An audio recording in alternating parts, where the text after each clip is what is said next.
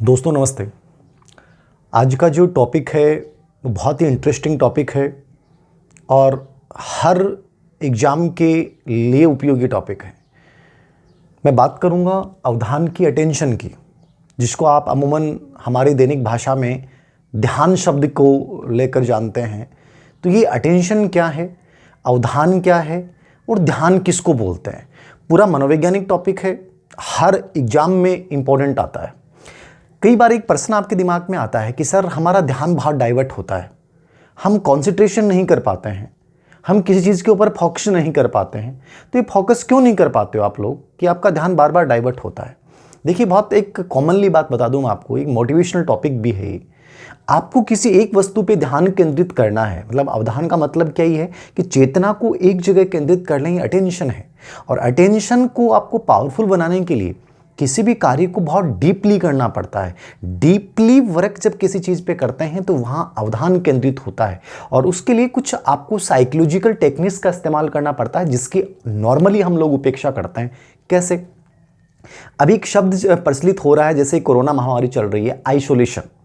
ये आइसोलेशन क्या है? यही अवधान है।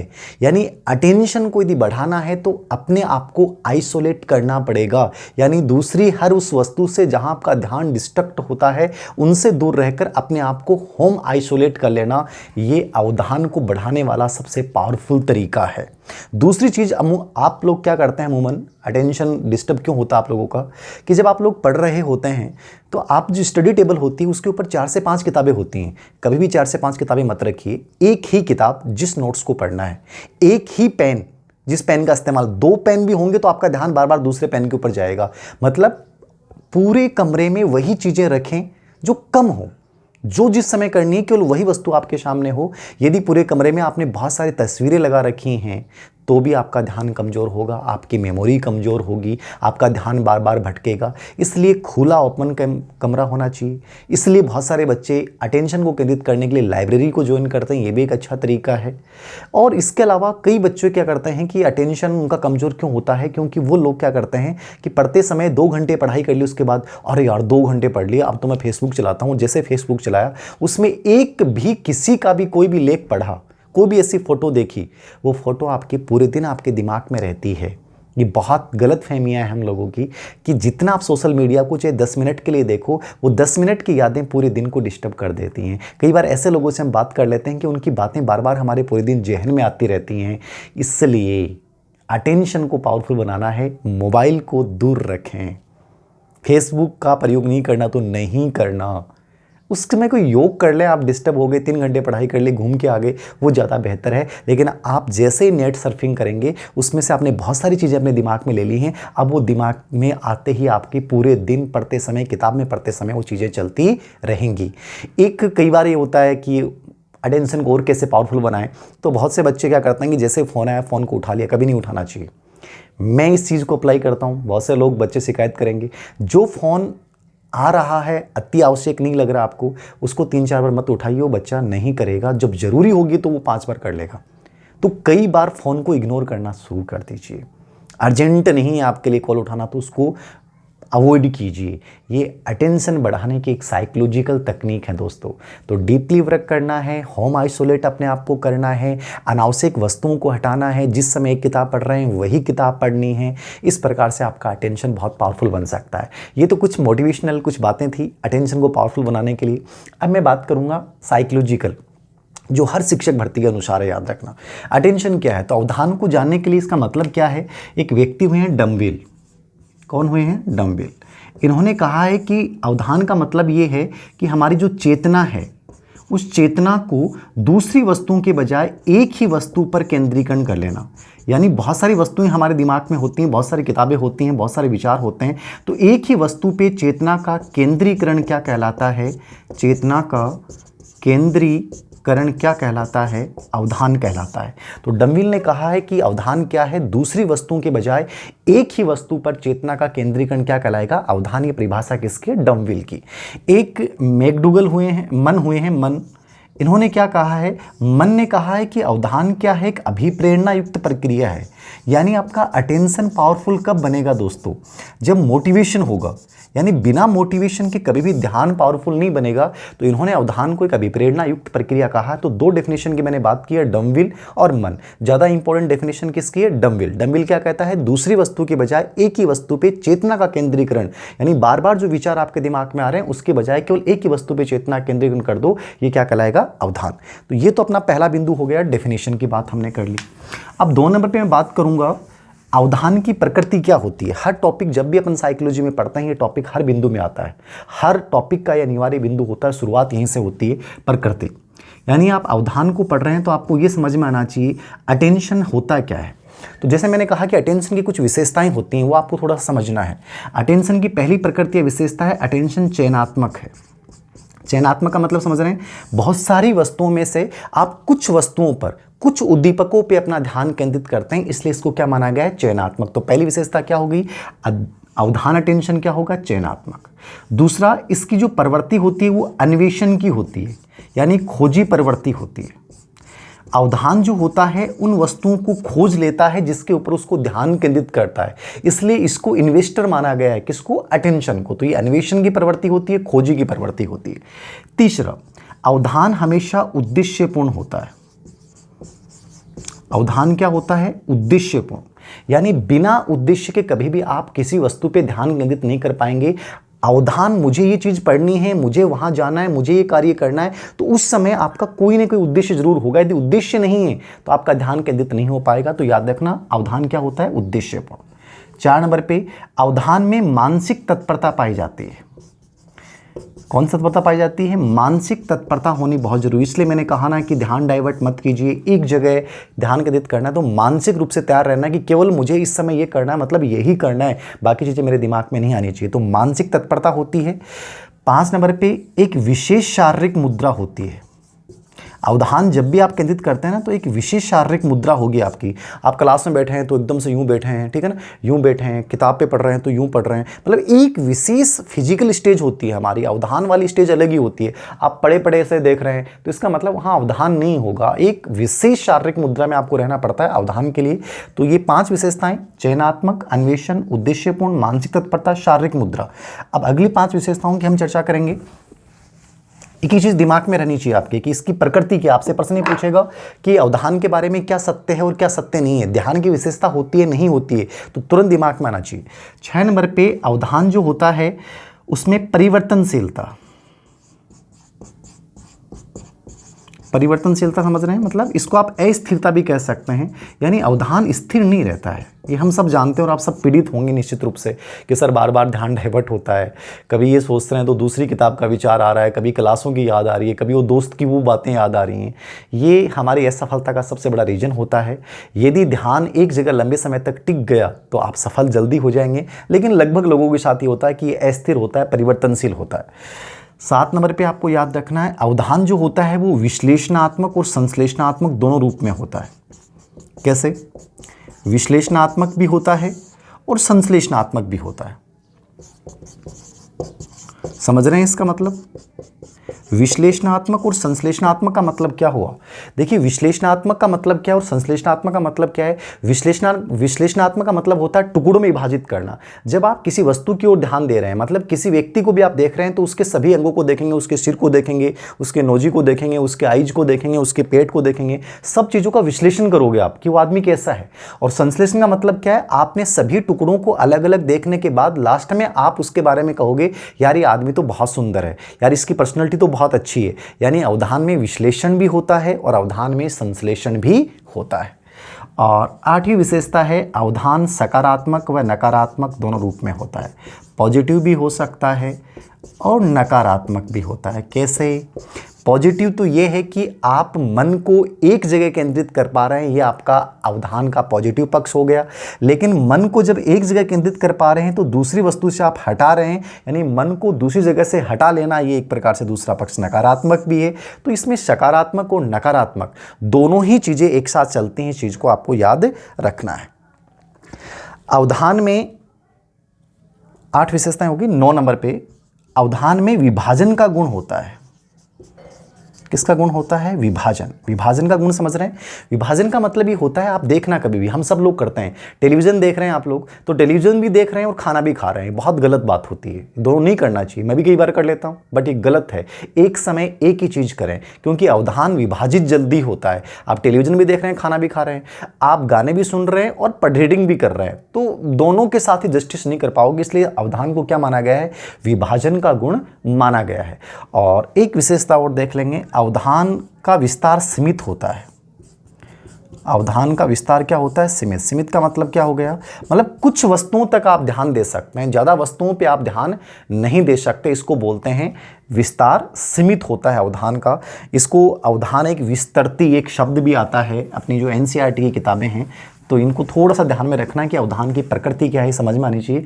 एक एनसीईआरटी जो साइकोलॉजी की बुक्स हैं, वहाँ एक शब्द लिखा हुआ है अवधान विस्तृति।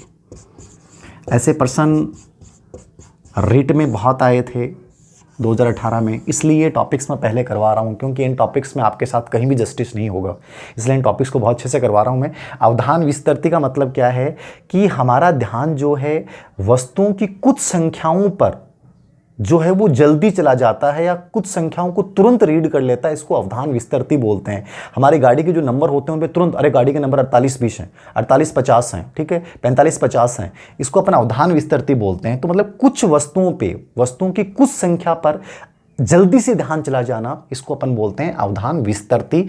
तो ये टर्म है इसका अवधान का, थोड़ा सा माइंड में आपको रखना है। वस्तुओं की वह संख्या जिस पे हम बहुत कम समय में ध्यान दे लेते हैं, ठीक है ना, वस्तुओं की वह संख्या जिस पे कम समय में ध्यान चला जाता है, कम समय में ध्यान चला जाता है, इसको अपन क्या बोलते हैं? अवधान विस्तृति बोलते हैं। तो ये थोड़ा सा माइंड में रखना कि जैसे गाड़ी के नंबर्स होते हैं, कुछ ऐसे शब्द संख्या कुछ ऐसी होती हैं जिन पे हमारा ध्यान जल्दी जाता है। अब ये तो प्रकृति की बात होगी, अवधान वास्तव में क्या है, तो ये थोड़ा सा अपने माइंड में रखना। अब बात करेंगे अपन अवधान के प्रकार। सबसे अधिक प्रश्न दो ही बिंदु पे पूछे गए हैं अवधान के ऊपर। एक तो अवधान के प्रकार पे प्रश्न पूछे गए हैं 3 से 4, ये रीट सीटेट में, स्कूल व्याख्याता दोनों में पूछे गए हैं। और एक अवधान को प्रभावित करने वाले कारक कौन से हैं। तो प्रकार की जब हम बात कर रहे हैं, अवधान के प्रकार क्या है, तो देखिए मुख्य रूप से अवधान जो होता है वो 3 प्रकार का होता है। कितने प्रकार का होता है? 3 प्रकार का। कौन कौन सा? एक होता है ऐच्छिक अवधान, ऐच्छिक वॉलंटरी। ऐच्छिक अवधान एक होता है अनैच्छिक अवधान, अनैच्छिक अवधान, और एक होता है अभ्यासिक अवधान, अभ्यासिक अवधान। तीनों को समझ लें, बहुत इजी सा है। अर्थ समझना, यहां से प्रश्न लगभग एग्जाम में आया हुआ है। ऐच्छिक अवधान का मतलब क्या है?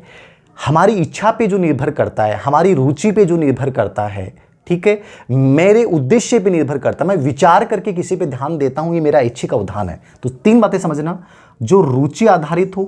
कौन सी रुचि? अर्जित रुचि आधारित। जो अर्जित रुचि आधारित हो, जो इच्छा आधारित हो, जो उद्देश्य आधारित हो, और जो विचारित हो, ये अवधान जो होता है वो कौन सा होता है? ऐच्छिक अवधान। यानी जिसमें मेरी अर्जित रुचि का समावेश है, जिसमें मेरी इच्छा है कि मैं ध्यान दूं या न दूं, जिसमें मेरा उद्देश्य निहित है, और जो विचारित है, वो अवधान कौन सा कहलाएगा? ऐच्छिक। अनैच्छिक अवधान का मतलब क्या है? कई बार कुछ घटनाएं, कुछ वस्तुएं ऐसी होती हैं जिनकी तरफ हमारा ध्यान चला जाता है। ऐच्छिक का मतलब तो मेरे को देना है। जैसे मेरा आप यूट्यूब पे वीडियो देखेंगे, यार सर बहुत अच्छा पढ़ाते हैं, खराब पढ़ाते हैं, जो भी है, सर की क्लास को ध्यान से देखना है, तो आप ध्यान देना चाह रहे हो, ये ऐच्छिक अवधान है। मेरी क्लास पे आपका पूरा ध्यान रहेगा, ये आपका ऐच्छिक अवधान कहलाएगा। अनैच्छिक का मतलब क्या है? जो जन्मजात, ठीक है, जो जन्मजात हो, सहज हो, जो स्वाभाविक हो, जो मूल प्रवृत्तियों पे आधारित हो। किस पे आधारित हो? मूल प्रवृत्ति पे आधारित हो। यानी जन्मजात है, जिसमें मेरा ध्यान देने की इच्छा नहीं है, लेकिन अपने आप मेरा ध्यान चला जाता है। मैं देना नहीं चाहता, फिर भी मेरा ध्यान चला जाता है। सहज है, ये अपने आप जाता है, आपका कंट्रोल नहीं है इसके ऊपर। ये मूल प्रवृत्ति पे आधारित होता है। और जो बच्चे होते हैं ना, उनमें जो अवधान होता है, वो ये अवधान सबसे अधिक पाया जाता है। कौन सा? अनैच्छिक। कि अचानक से तेज आवाज हुई, और यार ये आवाज कहां से आई? जैसे कोई डीजे का साउंड आएगा, अरे यार, अपने आप पैर थिथराने लग जाते हैं, अपने आप अपना ध्यान चला जाता है। ये कौन सा अवधान है? अनैच्छिक। ये बच्चों में पाया जाता है। ये जन्मजात, रुचि, सहज, स्वाभाविक व मूल प्रवृत्ति पर आधारित होता है, इसको याद रखिएगा। और ये तीसरा अवधान है अभ्यासिक। अभ्यासिक अवधान होता है आदत आधारित। यानी जो हैबिट के आधार पे आधारित होगा उसको अपन क्या बोलेंगे, अभ्यासिक अवधान। अब आदत का मतलब किस है, जैसे आपको पान खाने की आदत है तो जैसे आप पान की दुकान देखोगे आपका ध्यान अपने आप चला जाएगा, अरे यार पान की दुकान है। जिनको शराब पीने की आदत है वो शराब की दुकान पे अपने आप ध्यान जाएगा। मतलब जो चीज़ों की आपको आदत पड़ गई, उन वस्तुओं की जब कोई चीज़ या कोई भी वस्तु देखते हैं तो आपका ध्यान उस पर बरबस चला जाता है। इसको अपन कौन सा अवधान बोलते हैं, अभ्यासिक। तो ये आदत की वजह से होता है, ये जन्मजात सहज स्वाभाविक मूल प्रवृत्ति आधारित होता है, ये रुचि इच्छा उद्देश्य विचारित होता है। ये अवधान के मुख्य प्रकार हैं, इनको ढंग से देख के जाइएगा, ये इंपॉर्टेंट पार्ट है दोस्तों। तो ये समझ में आ गया, ऐच्छिक अनैच्छिक और अभ्यासिक अवधान।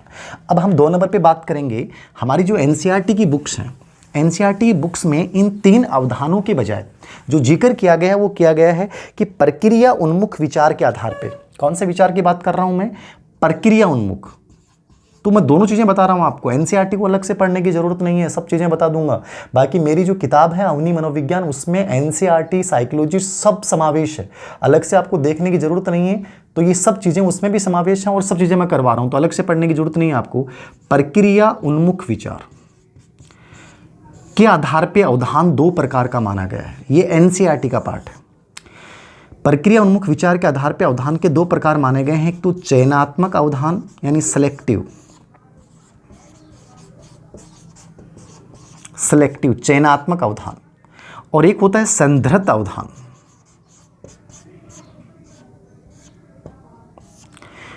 सबस्टेन।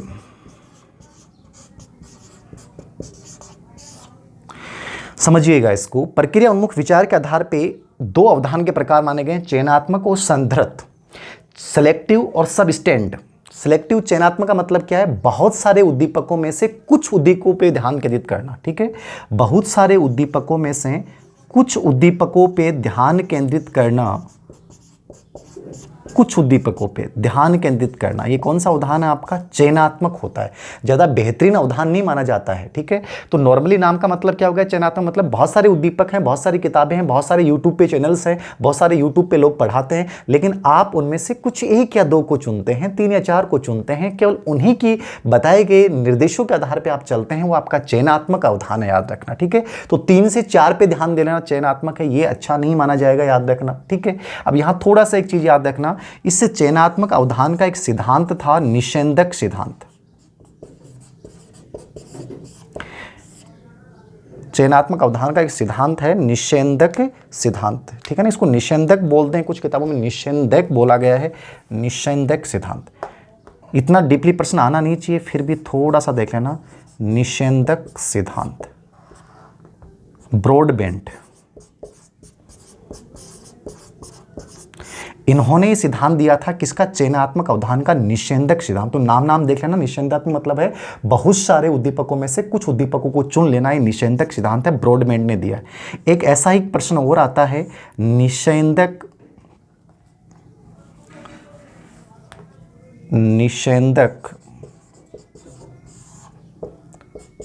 छिन्न सिद्धांत, ये दिया था ट्राइसमैन ने। किसने दिया है, ट्राइसमैन। और एक तीसरा सिद्धांत इसका दिया था बहुविधिक सिद्धांत। कौन सिद्धांत की बात कर रहा हूं, बहुविधिक सिद्धांत। ये जेन्स्टन व हिंज इन्होंने दिया था। तो निषेधक सिद्धांत ब्रॉडबेंट, निषेधक छिन्न सिद्धांत ट्राइसमैन, बहुविधिक सिद्धांत जेन्सन में हिंज। ये एक नॉर्मली एक्स्ट्रा में बिंदु है, आप इतना डीपली आपको जाने की जरूरत नहीं है, नॉर्मली नाम देख लेना। निषेधक सिद्धांत ब्रॉडबेंट ने दिया, निषेधक छिन्न सिद्धांत ट्राइसमैन, बहुविधिक सिद्धांत जेन्सन व हिंज ने दिया है। ठीक है, ये तो हो गया चयनात्मक अवधान। तो अब चयनात्मक अवधान के बाद 2 नंबर पर आपको चर्चा करनी है सेलेक्टिव के बाद सबस्टेंट यानी संधृत अवधान क्या होता है। देखिए संधृत अवधान का मतलब क्या समझिए आप, सबस्टेंड इसको आप अटेंशन बोल सकते हैं, ये सबसे बेहतरीन अटेंशन होता है, एकाग्रता वाला, एक समय केवल एक ही वस्तु पे ध्यान देना है। मतलब मैं एक सर से पढ़ रहा हूँ, केवल उन्हीं सर से पढ़ रहा हूँ, एक किताब पढ़ रहा हूँ मतलब एक ही किताब को पढ़ रहा हूँ, ये नहीं कि उस किताब को पढ़ रहा हूँ, आज वो किताब लेके आ रहा हूँ, आज उस कोचिंग के नोट्स लेके आ रहा हूँ। ये सबसे बेवकूफ़ बच्चे होते हैं, याद रखना, जो असफलता के जिम्मेदार खुद होते हैं। तो संधृत अवधान सबस्टेन का मतलब है एक, मतलब एक। मेरी जिंदगी का एक लक्ष्य है, मतलब इसी के ऊपर मेरा पूरा ध्यान रहेगा, इससे मेरा पूरा फोकस रहेगा। ये कौन सा अवधान है? सबस्टेन अवधान है। यानी इसमें एकाग्रता होती है, एक समय केवल एक ही कार्य करना है, दूसरा कार्य मुझे नहीं करना है। इसको सबस्टेन अवधान बोलेंगे। जो इस बच्चा इसका प्रयोग कर लेगा वो लाइफ में आसमान की ऊंचाइयों को छू जाएगा। और बाकी हम लोग बिखरे हुए लोग हैं, इसलिए अपन चयनात्मक अवधान पे ज़्यादा एक साथ कई चीज़ें करना चाहते हैं, और यही रीज़न है कि हम कभी सफल नहीं हो सकते। कई लोग आपने सुना होगा, कोई टीचर कहता है मैं 17 सब्जेक्ट पढ़ा सकता हूँ, मैं 20 सब्जेक्ट पढ़ा सकता हूँ। कभी भी कोई भी टीचर 17-20 पढ़ा रहा है वो बेवकूफ़ बना रहा है, क्योंकि वो जस्टिस नहीं कर पाएगा।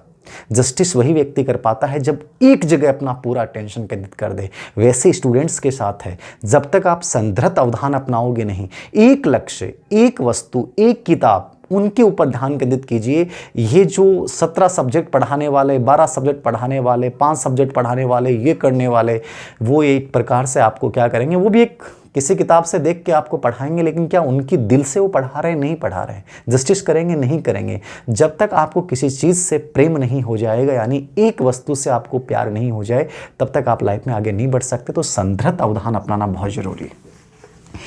ये तो अपनी बात होगी साहब अटेंशन के प्रकारों की, संधृत अवधान की। अब मैं बात करूंगा अवधान को प्रभावित करने वाले बाह्य और आंतरिक कारक। ये बहुत इंपॉर्टेंट बिंदु है, याद रखना। अवधान को प्रभावित करने वाले बाह्य कारक, यहाँ से भी बहुत सारे प्रश्न पूछे गए हैं। ऐसे कौन से कारक हैं जो बाह्य रूप से अवधान को प्रभावित करते हैं? यहाँ से 2 से 3 प्रश्न पूछे गए हैं, तो ये माइंड में रखिएगा। बहुत सिंपल प्रश्न आपसे पूछेगा कि ऐसा कौन सा कारक है जो अटेंशन को बाह्य रूप से प्रभावित करता है? कौन सा कारक है? पहली चीज, बहुत सारे ऐसे कारक हैं, मतलब साइकोलॉजी हमारे जीवन से जुड़ी हुई है। आप नॉर्मली आप महसूस करोगे तो आपको लगेगा ये चीज़ें तो हमने पढ़ी हैं, ये चीज़ तो हम देखते हैं, वही मनोविज्ञान है। और मनोविज्ञान कुछ ऐसा नहीं है, अप्लाइड मनोविज्ञान होता है। बार बार मैं बोल रहा हूँ, समझना है, समझ जाओगे तो बहुत कुछ कर जाओगे। ठीक है, रटो मत इन चीज़ों को, आराम से इजी वे में समझो, अप्लाई करो अपने ऊपर। कैसे? बाह्य कारक कौन से होते हैं? गति बाह्य कारक है, स्पीड, गति है बाह्य कारक। अचानक से कोई तेज गति से गाड़ी जा रही है, अपना ध्यान जाएगा, अरे यार ये तो मरेगा भाई कहीं ना कहीं। यदि वो आराम से जाता, आपका ध्यान जाता क्या, लेकिन उसकी स्पीड ने आपको आकर्षित किया, आपका ध्यान उसकी तरफ चला गया। तो गति ध्यान आकर्षित करती है, बाह्य कारक है। नवीनता आकर्षित करेगी कि नहीं करेगी? कोई भी नवीन चीज है, नवीन किताब है, नवीन टीचर है, टीचर का पढ़ाने का कोई नवीन तरीका है, आकर्षित करेगा, यार गजब पढ़ाता है बंदा यार। तो नवीनता क्या है? आकर्षित करती है, याद रखना, ये बाह्य कारक है। तीसरा, नवीनता के बाद में अवधि, ड्यूरेशन। अवधि का मतलब क्या है? एक लंबे समय तक कोई चीज आपके सामने बार बार आपके सामने आती है तो आपका ध्यान जाएगा। मतलब थोड़ी सी देर आई तो आपका ध्यान नहीं जाएगा, लेकिन एक विज्ञापन एक पिक्चर में 20 बार आ गया तो विज्ञापन की हर बात आपके दिमाग में चली जाएंगी, क्योंकि आप उसकी जो लंबी ड्यूरेशन है वो आपका ध्यान आकर्षित कर रही है। तो अवधि ध्यान आकर्षित करेगी, बाह्य कारक है। विषमता, विषमता का मतलब समझते हैं आप? मतलब अलग हो, हटकी हो कोई चीज। एक परिवार में सुंदर सुंदर बच्चे पैदा हो रहे हैं, वहां एक काला बच्चा पैदा हो जाए, अरे यार ये कहां से आया? तो विषमता ध्यान आकर्षित करती है। भारत में कोई भी बाहरी जो लोग घूमने आते हैं तो लोग यूं देखते हैं, अरे यार ये कहां से आए, जबकि इंडियंस लोग वो थोड़ी देखते हैं ऐसा। लेकिन विदेशी जब भी कोई व्यक्ति आता है उसकी तरफ हमारा ध्यान जल्दी जाता है, क्योंकि विषमता आकर्षित करती है। परिवर्तन, परिवर्तन ध्यान आकर्षित करेगा। जहां जो चीज नहीं है वहां अचानक से कुछ हो जाए, कि आज हमारे घर में एकदम शांत था, आज कोई नई चीज आ गई, वो एकदम से चेंज कर दिया, मकान पे कलर कर दिया गया, तो वो कलर आपको आकर्षित करेगा, जबकि पहले तो नहीं था। तो परिवर्तन एक बाह्य कारक है। गति होगी, नवीन। पुनरावृत्ति, पुनरावृत्ति मतलब समझ रहे हैं? कोई चीज बार बार आपके सामने लाई जा रही है, कोई चीज बार बार आपके सामने लाई जा रही है, पुनरावृत्ति, एक चीज बार बार रिपीट हो रही है, तो पुनरावृत्ति भी एक प्रकार से बाह्य कारक है। सातवां कारक विभिन्नताएं, डिफरेंस जहां से मिलेंगे, एक प्रकार से वही चीजें हो गई विषमता वाली। रहस्य, रहस्य का मतलब समझ रहे हैं? कोई चीज ऐसे, कोई जब व्यक्ति यूं बात करे, इधर आना यार एक बात बताऊं, अब वो जैसे कान के पास जा रहा, अपने लग रहा है यार पता नहीं क्या विशेष बात है, तो वो रहस्य ध्यान आकर्षित कर रहा है। जबकि वो नॉर्मल अपने तरीके से बताता तो कुछ शायद हमारा ध्यान नहीं जाता, लेकिन वो रहस्य रूप से बातें करना हमारा ध्यान आकर्षित करेगा। तो रहस्य ध्यान आकर्षित करता है, याद रखना। और आवाज़ वाला हो गया, तेज आवाज़, गति, ठीक है। आवाज़ आप लिख सकते हैं, आवाज़ बाह्य कारक। अचानक से कोई तेज आवाज़ आ रही है किसी गिरने की, चिल्लाने की, तो वो भी एक प्रकार से क्या होगा, बाह्य कारक होगा। विरोधी कलर, विरोधी आप स्थितियाँ, जैसे काले कलर पे सफ़ेद दिख रहा है, सफ़ेद के साथ काला है, तो वहाँ भी आपका ध्यान जाता है। तो ये सब बाह्य कारक हैं। गति, नवीनता, अवधि, विषमता, परिवर्तन, रहस्य, विभिन्नता, पुनरावृत्ति, आवाज़ और कोई भी विरोधी कलर जो होगा, विरोधी स्थितियां जो होंगी, विचित्र स्थितियां होंगी। विचित्र का मतलब समझ रहे हैं, कोई अजीब सी आकृति का आदमी है, बहुत छोटा है या बहुत बड़ा है, यानी आकार प्रभावित करेगा, ठीक है ना, ये भी बाह्य कारक है। अजीब सी जो चीज़ें होती हैं उनकी तरफ जल्दी ध्यान जाता है, विचित्र जो चीज़ें होती हैं उनकी तरफ ध्यान जल्दी जाता है। तो विचित्र कारक आपके सामने आ जाए तो ये भी बाह्य कारक है। तो ये शब्द नॉर्मली आपके दिमाग में रखना कि बाह्य कारक कौन से होते हैं। अब इसमें इंपॉर्टेंट जो पार्ट है वो है आंतरिक कारक। अवधान को प्रभावित करने वाले आंतरिक कारक कौन से होते हैं, ये ज़्यादा इंपॉर्टेंट है और इस पर प्रश्न भी खूब सारे पूछे गए हैं। तो आंतरिक कारक कौन से होते हैं दोस्तों? अब आंतरिक कारक कौन से हैं तो थोड़ा सा समझना है इसमें आपको आंतरिक कारक के ऊपर। आंतरिक कारक कौन से हैं? आंतरिक कारक वही हैं जो हमारे अंदर मौजूद रहते हैं। कौन कौन से? ज्ञान, नॉलेज, जिस चीज़ का आपको पहले से ज्ञान है आपका ध्यान उसकी तरफ जल्दी जाएगा, यानी ज्ञान एक आंतरिक कारक है। रुचि, इंटरेस्ट, ये एक आंतरिक कारक है। जिस कार्य में आपकी रुचि है वहाँ आपका ध्यान जल्दी जाएगा, यानी रुचि और ध्यान जो होता है वो दोनों सकारात्मक कारक हैं दोस्तों, यानी एक दूसरे से पूरक हैं, एक सिक्के के दो पहलू हैं। कौन? रुचि और अवधान। यद्यपि अंतर भी है कि कई बार ये होता है कि बिना रुचि के भी ध्यान देना पड़ता है। पापा ने कह दिया पीटूंगा बेटा, ध्यान दे ले, किताब में ध्यान दे, तो बेमर्जी से ध्यान दे रहे हैं, मतलब बिना रुचि के दे रहे हैं। तो ये डिफरेंस भी है, लेकिन रुचि और अवधान दोनों साथ साथ चलते हैं। तीसरा आंतरिक कारक है जिज्ञासा। जिस चीज़ को आपकी जानने की इच्छा होगी वहाँ आपका ध्यान जल्दी जाएगा, तो जिज्ञासा आंतरिक कारक है। चौथा मूल प्रवृत्तियाँ। मूल प्रवृत्ति क्या होती हैं? जन्मजात होती हैं, ये भी आपका क्या है? आंतरिक कारक। मूल प्रवृत्ति संबंधी कोई भी चीज़ आपको दिखेगी वहाँ आपका ध्यान जाएगा। वंशानुक्रम। वंशानुक्रम क्या है? आंतरिक कारक माना गया है, याद रखना। वातावरण मूल रूप से बाह्य कारक होता है और वंशानुक्रम क्या होता है? आंतरिक कारक। वंशानुक्रम के बाद 6 नंबर पे आ जाएं आप, मनोवर्ती, एटीट्यूड, दृष्टिकोण। अगला टॉपिक रहेगा आपका ये मनोवर्ती। जहाँ भी एटीट्यूड आपका कैसा है, तो एटीट्यूड आपका भाव है, दूसरों का भाव नहीं है। मनोवर्ती खुद का दृष्टिकोण है, तो इसलिए ये भी आंतरिक कारक है। मनोवर्ती के बाद उत्तेजना, ये आया हुआ प्रश्न है, इसको याद रखिएगा, स्टार दे लीजिएगा इसको, कि उत्तेजना जो होती है ये कौन से प्रकार का कारक है अवधान को प्रभावित करने वाला। ये प्रश्न एग्जाम में पूछा गया था। तो उत्तेजना कौन सा कारक है? आंतरिक कारक है। संवेग, इमोशन, क्योंकि संवेग मूल प्रवृत्तियों के साथ जुड़े होते हैं, तो संवेग को भी क्या माना गया है? आंतरिक कारक माना गया है। स्थायी भाव। स्थायी भाव जानते हैं, बाल विकास में आता है। मूल प्रवृत्ति टॉपिक के साथ में चर्चा करूंगा, यानी आदर है, आत्मसम्मान है, ये सब हमारे स्थायी भाव होते हैं, ये भी हमारे जन्मजात आंतरिक कारक होते हैं। कोई चीज़ का समझना, अवबोध, अंडरस्टैंडिंग, ठीक है ना, समझना, अवबोध, अर्थ, ये सब क्या है? आंतरिक कारक है। तो ज्ञान हो गया, रुचि होगी, जिज्ञासा होगी, मूल प्रवृत्ति होगी, वंशानुक्रम, मनोवर्ती, उत्तेजना, संवेग, स्थायी भाव, अवबोध यानी समझना, अर्थ, ये सब क्या हैं? आपके आंतरिक कारक हैं जो अवधान को प्रभावित करते हैं। तो बाह्य कारक कौन से होते हैं और आंतरिक कारक कौन से होते हैं, ये थोड़ा सा अपने माइंड में एक इमेज क्रिएट करके जाएगा। ये अवधान को प्रभावित करते हैं। अब ये तो अवधान को प्रभावित करने वाले आंतरिक व बाह्य कारक हो गए दोस्तों, ठीक है। एक शब्द और आता है, एनसीईआरटी की जो अपन किताबें पढ़ रहे हैं तो वहाँ अवधान के ऊपर बहुत चर्चा की गई है। वहाँ एक शब्द आता है कि अवधान विस्तार पे कार्य किसने किया है। तो अवधान विस्तार मतलब अवधान कितनी वस्तुओं तक चला जाता है। तो अवधान जो विस्तार पे कार्य किया था वो विलियम हैमिल्टन ने किया था। तो थोड़ा सा आपने याद रखेंगे, क्यों छोड़ के जाएं अपन। अवधान विस्तार पे जो कार्य किया है वो किसने किया है? William Hamilton. ये पहले व्यक्ति थे जिन्होंने अवधान विस्तार पे कार्य किया। इसके बाद केटल ने भी कार्य किया था, लेकिन आप विलियम हैमिल्टन याद रखना, ये बहुत महत्वपूर्ण बिंदु है। विलियम हैमिल्टन ने 1859 में इस पे कार्य किया था। तो ये थोड़ा सा याद रखना, अवधान विस्तार पे कार्य करने वाले पहले व्यक्ति कौन थे? William Hamilton. ऐसे जो प्रश्न होते हैं ना, उनमें हमेशा याद रखना पहला या सबसे वैज्ञानिक कार्य किसने किया, उनके ही प्रश्न पूछे जाते हैं। तो सब कुछ याद करने की जरूरत नहीं है। विलियम हैमिल्टन ने 1859 में अवधान विस्तार के ऊपर कार्य किया था, याद रखना। अब मैं चर्चा करूंगा थोड़ा सा अप्लाइड पर्सन की। यहाँ से अप्लाइड पर्सन क्या बन सकता है अवधान के ऊपर। तो अप्लाइड पर्सन क्या बन सकता है, आपसे ही प्रश्न ये पूछेगा, क्योंकि रेट सीटेट का पैटर्न तो पूरा अप्लाइड है कि आपको बच्चों का ध्यान केंद्रित करना है, अटेंशन केंद्रित करना है। तो बतौर टीचर आप क्लास में क्या करोगे? तो मुझे बच्चों का ध्यान केंद्रित करना है, अटेंशन केंद्रित करना है, तो बतौर टीचर मैं क्या करूंगा? आप ऐसे प्रश्न जो होते हैं इनको किसी किताब से पढ़ने की जरूरत नहीं होती है। अपनी सोच के अकॉर्डिंग पॉजिटिव सोचें आप, उत्तर अपने आप सही होगा। जैसे अपन इस प्रश्न का उत्तर ढूंढे, क्या करेंगे, मैं क्या कर सकता हूं? तो मुझे उस क्लास का वातावरण बहुत पॉजिटिव बनाना, सकारात्मक बनाना है। नेगेटिविटी नहीं रहेगी वातावरण में, तो बच्चे का ध्यान पूरा क्लास पे रहेगा, टीचर पे रहेगा। ठीक है। 2 नंबर पे बच्चे को मानसिक रूप से तत्पर करना है कि बच्चों आज हम ये पढ़ रहे हैं और ये बहुत ही महत्वपूर्ण टॉपिक है, इसकी उपयोगिता ये है। तीसरा कार्य क्या करेंगे, हम टीचिंग एड का प्रयोग करेंगे, रोचक सहायक सामग्री का प्रयोग करेंगे। बच्चों का ध्यान बहुत जल्दी डाइवर्ट होता है, तो इसके लिए हम टीचिंग एड का प्रयोग करते हैं, दृश्य सहायक सामग्री मॉडल का प्रयोग करते हैं, उनसे बच्चों को आकर्षण होता है और यार गजब बहुत अच्छा लग रहा है। तो ये चीज़ें क्या हैं, ये ध्यान केंद्रित करने की प्रक्रिया है। आपकी जो भाषा होगी वो सरल एंड सहज होगी और उसको मोटिवेट करें। अभिप्रेरणा आपके लेक्चर में जरूर होनी चाहिए, जिनसे बच्चे का ध्यान डाइवर्ट होना जाएगा ही नहीं, कभी नहीं जाता है। कई बार मैं ये बात चर्चा करता हूँ कि 5-5, 6-6 घंटे क्लासें होती हैं। तो मिशन में मैंने जब क्लास ले रहा था तो 6-6 घंटे 5-5 घंटे तभी क्लासें ली हैं।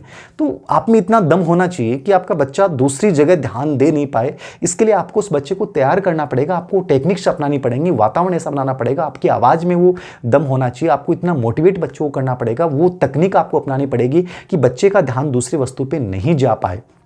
तो भाषा सरल सहज उपयोगी टीचिंग एड का प्रयोग करना, मोटिवेट करना, ठीक है, विषय वस्तु की उपयोगिता बताना, उनके ज्ञान से जोड़ते हुए उनको सहज एकदम से रखना, उनको ये महसूस ही नहीं होने देना कि 3 घंटे क्लास हो गई है। ये ऐसी बहुत सारी तकनीकें हैं, बहुत सारे अप्लाइड बिंदु इस पर बनाए जा सकते हैं। आपको आपकी सोच के अकॉर्डिंग इसका उत्तर करना है।